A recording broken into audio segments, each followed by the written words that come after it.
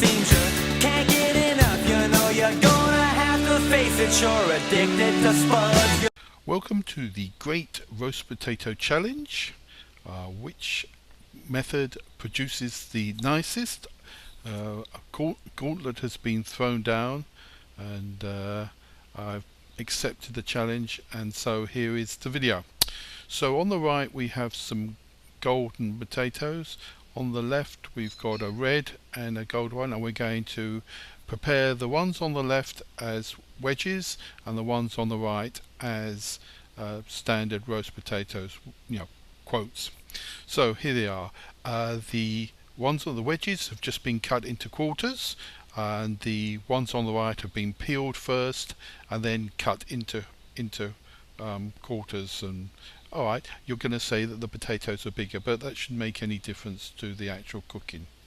Okay, so what do we do next? We've put everything into cold water. So the wedges are in the cold water on the left hand side. We're going to put some salt into the potatoes on the right hand side, and there's a cat walking across the back inspecting what I'm doing, and then we're going to put that on to boil, parboil them. So boil them for about 10 minutes or so. These are the two trays we're going to put the potatoes in, and I've put both of those trays into the oven at the moment, so it's getting nice and hot. So check to see that the potatoes after 10 minutes or so are soft enough. Stick a fork in, drain them, put them back, drain them out, and then give them a mash bit them of around. scuffing. We want the outer surface to be nice and soft, so when it crisps up, it's going to be a nice and thick layer of crispiness. And fluffy on the outside. So they're prepared. Excellent. Now, I don't know what I was going to do with that. Get the tray out. Get the oven. Tray out of the oven. And okay. Move this. This is a one-man show here, so don't moan about the video too much, please. Woohoo. Okay. There are the potatoes. Put them in. They sizzle nicely. What I'm doing I'm not going to burn myself. With this, you're going to get a voiceover Okay, so I'll do the same thing as we've done sounds. Then what we're going with to do the other is we're going to potatoes. all of those potatoes. Make sure there's a good coating Put them so they're all oil on them, and flat. turn them up so that the larger surface is at the bottom. Now, in the past, we've actually cut wedges into these potatoes to increase the surface area. But for this demonstration, rather than be too grand, you just peel those potatoes, cut them into quarters, etc. And so after I've basted them in that hot fat, we'll check on them a bit later, and we will put in the wedge potatoes at the same time. So that's it. All these potatoes slide around. Don't have to everywhere. Be a perfectionist. Get in the way. All has to be up the right way. Now you could use rosemary. Are we going to bung them in the oven? Generally Sorry, I'm better not to showing put you. rosemary in the end of the baking. Okay. Going into an oven at 425. But I will show you. That's because we generally put them in at the same time as we put in our Yorkshire puddings. They're in the oven next to each other. Hopefully you can see the reds on the left. So we're having pie as well. In there as well. So we sit back, relax. A bit later on, after 10 minutes or so, check on the oven again. This is your one and only chance to see me. That's me. Alright. Oh, they're my Yorkshire puddings. Ignore that. That's going to be another video. How to make perfect Yorkshire puddings. And we've got the potatoes there. Okay. We're going to take them out. We're going to baste them a bit more.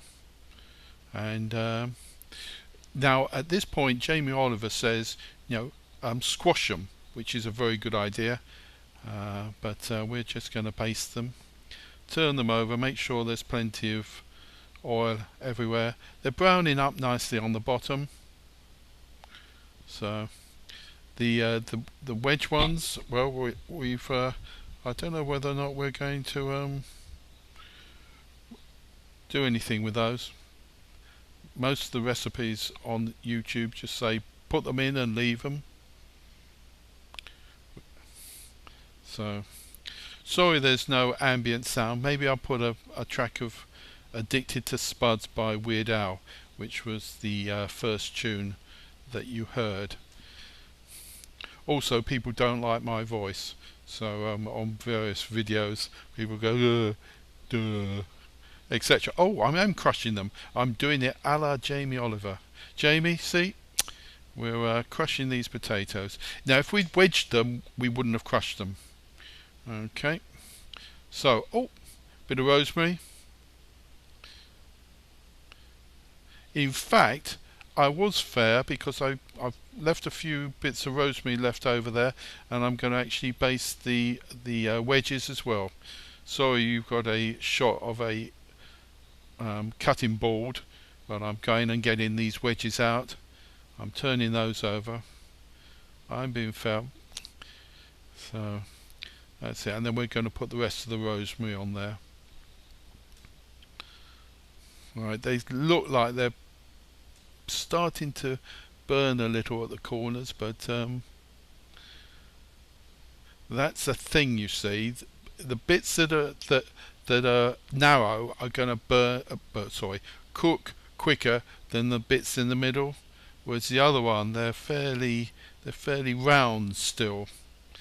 Right, well, okay, so the wedges come out a bit earlier than the other roast potatoes. We've got some kitchen towel there to soak up excess oil on there. Spoon them out onto the board, and a couple more. That one there broke into two. Right, okay. Then we're actually going to just soak up the oil that's on the top there. That's it. Okay, so there are your wedges. And I think that one's gone to the wife to try it out. And then I bring out the other roast potatoes. Okay, here they come. Move those out of the way. And the, oh dear, autofocus there. These are the other roast potatoes. So, and maybe it's a cultural thing. All I can say is I prefer these ones. Perhaps I was a bit jingoistic, etc. In some of my comments, but basically there's not a lot of crisp on those wedges, whereas there's a good surface area of crispiness on those potatoes. And to sum up, just to show that this was a real meal we were putting together. Okay, the final result. We got our roast potatoes, so we got the wedges and some gravy and peas and Yorkshire pudding. The end. I hope you enjoyed. Like it if you agree that my roast potatoes were better. Dislike it if you think I'm just a complete moron. Thank you. All the best.